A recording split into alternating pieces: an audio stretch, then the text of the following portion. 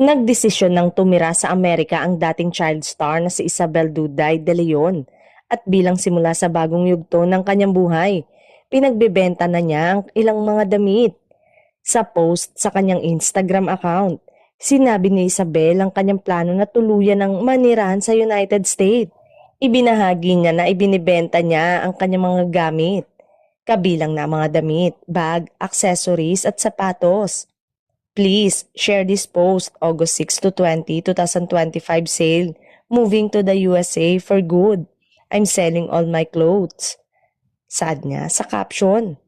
Ayon pa sa aktres, limited time only. Di ko sure kung kailan ang next na uwi ko po sa Pinas kaya everything must go. Si Isabel ay nakilala nang gumanap siya bilang duday sa TV sitcom na Daddy Di Dodo. Kasama niya sina Vic Soto, Danica Soto at Maxine Magalona. Marami naman ang nanghinayang sa talent ng kapuso actress dahil nagdesisyon na lang itong tuluyan ng iwan ng showbiz at manirana sa ibang bansa. Sa comment section, sinagot ni Isabel ang mensahe ng isang follower na bumati sa kanyang planong maniran sa US.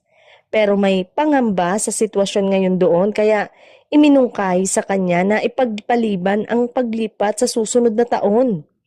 Gayunman, inihayag ng aktres na 4 na taon na rin siyang nasa Amerika kaya huli na para ipagpaliban pa niya ang kanyang plano.